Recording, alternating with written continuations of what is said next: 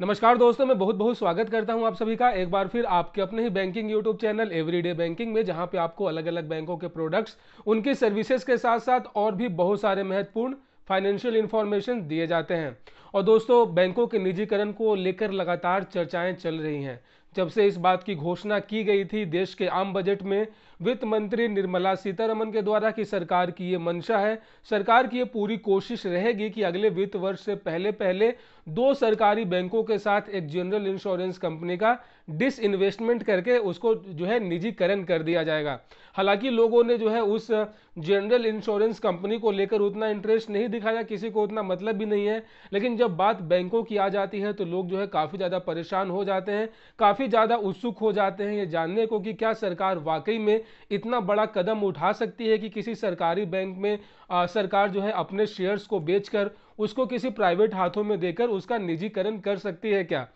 इस बात पे लगातार सस्पेंस बना हुआ है, नए नए नाम सामने आ रहे हैं, लगातार मीटिंगों का जो एक दौर है वो चल रहा है। अभी हाल में ही 30 जून को एक बहुत बड़ा मीटिंग रखा भी गया था, जिसमें नीति आयोग के साथ साथ अलग अलग बैंकों के जो रिप्रेजेंटेटिव थे, साथ ही साथ एक यहाँ पे जो सरकार की ओर से जो एक ऑथोराइज्ड पर्सन थे, फाइनेंस सेक्रेटरी के लोग, ओवरऑल गाइज यहाँ पे जो है एक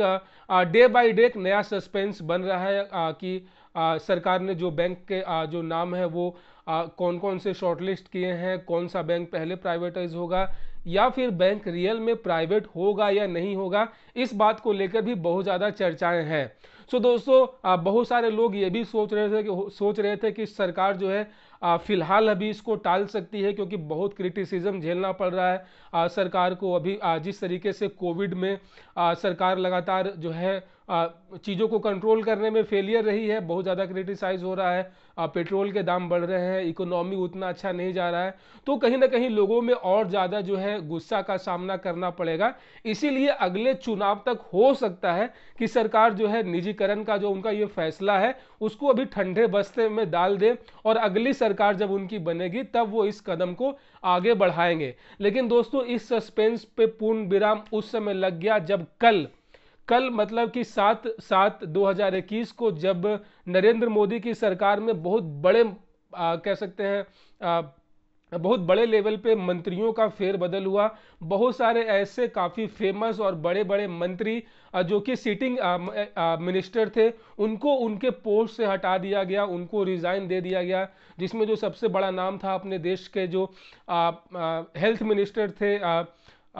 उनका नाम मुझे याद नहीं आ रहा है हेल्थ मिनिस्टर का, उनको हटा दिया गया। जो हर्षवर्धन, जो कि काफ़ी फेमस एक खुद डॉक्टर भी हैं, WHO के भी मेंबर रह चुके हैं, उनके पास काफ़ी एक लंबा एक्सपीरियंस भी था हेल्थ मिनिस्ट्री को संभालने का। लेकिन कहीं ना कहीं सरकार को लगा कि मोदी सरकार को लगा कि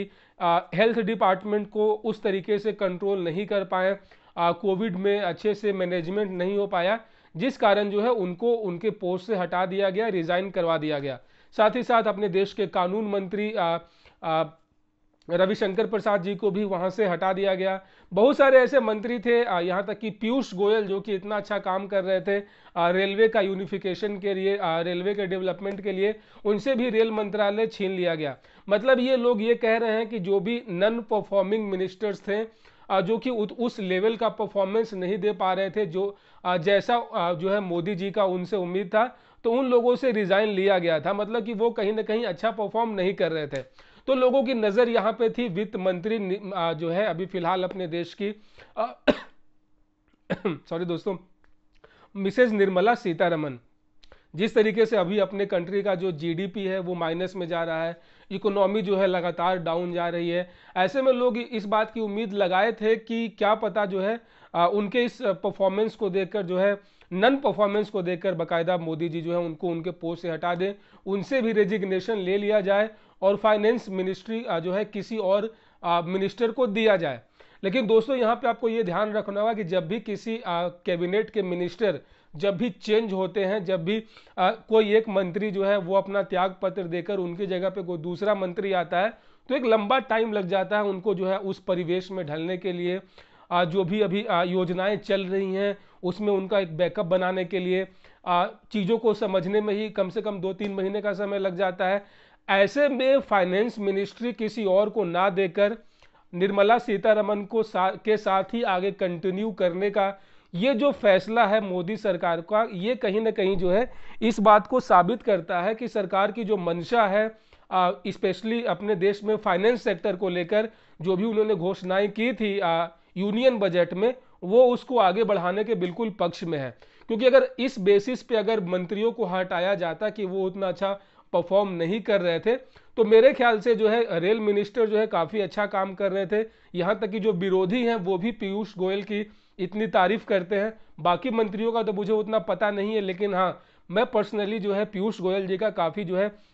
उनको अप्रिशिएट करता हूं। और अगर क्रिटिसिज्म सही मायने में किसी को करना है तो वो उनके पात्र जो हैं अभी फिलहाल अभी सिटिंग फाइनेंस मिनिस्टर हैं निर्मला सीतारमन, वो कहीं ना कहीं जो है उस अनुसार परफॉर्म नहीं कर रही हैं जैसा मोदी सरकार को उम्मीद था, साथ ही साथ पूरे देशवासियों को भी उम्मीद था। लेकिन चूंकि अचानक से मिनिस्टर चेंज करने पे चीज़ों को बैलेंस करने में समय लगता है, एक लंबा टाइम लग जाता है फिर से बैकअप बनाने में। ऐसे में अगर सरकार की ये जो मंशा है बैंक को प्राइवेटाइज करने का, अगर अभी तक जो है निर्मला सीतारमन को नहीं हटाया गया, पूरे कार्यकाल तक उनको ही आगे बढ़ाया गया है फाइनेंस मिनिस्टर के तौर पे, तो निश्चित तौर पर ये माना जा सकता है कि ये कहीं ना कहीं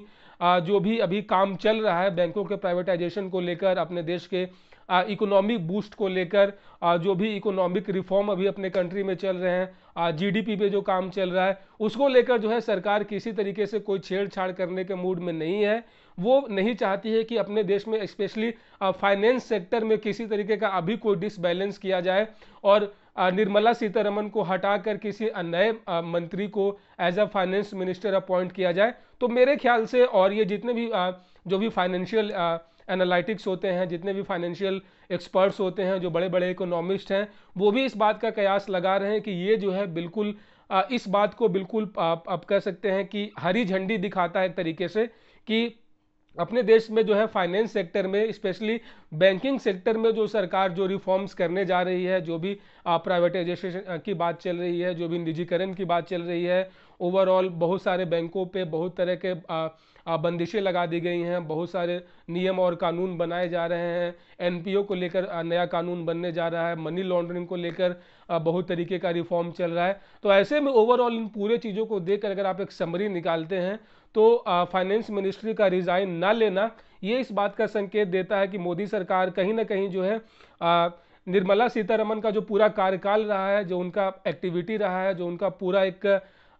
फाइनेंस मिनिस्टर के तौर पर जो उनका कार्यकाल रहा है, वो उनसे संतुष्ट है। भले पब्लिक हो या ना हो, लेकिन पीएमओ खासकर वो संतुष्ट है और वो उनके साथ ही आगे बढ़ना चाहता है, जिससे ये बात साबित होता है कि अगले फाइनेंशियल ईयर से पहले पहले जो है बैंक जो है प्राइवेटाइज होंगे और इसका चुनाव से कोई लेना देना नहीं होगा। सरकार का एक इसको भी एक तरीके से मास्टर स्ट्रोक घोषित कर सकती है। एक तरीके से इसको बैंकों के निजीकरण को भी सरकार अपनी एक उपलब्धता, एक अपना अचीवमेंट के तौर पे लोगों से सेलिब्रेट कर सकती है। सो दोस्तों, आपका क्या ख्याल है इस पूरे जो भी मंत्रिमंडल का जो विस्तार किया गया है, अब बहुत सारे पुराने मंत्रियों को हटाकर नए मंत्रियों को अपॉइंट किया गया है और स्पेशली फाइनेंस मिनिस्टर को नहीं हटाना, इसको आप किस रूप में देखते हैं? आप ये मुझे कमेंट बॉक्स में जरूर बताएं। मुझे बहुत खुशी होगी आप सभी के प्रतिक्रियाओं को पढ़ के। सो दोस्तों, दीजिए मुझे इजाजत। मिलते हैं किसी और नई वीडियो में किसी और नई जानकारी के साथ। रखिए अपना बहुत सारा ख्याल और keep banking with everyday banking. जय हिंद।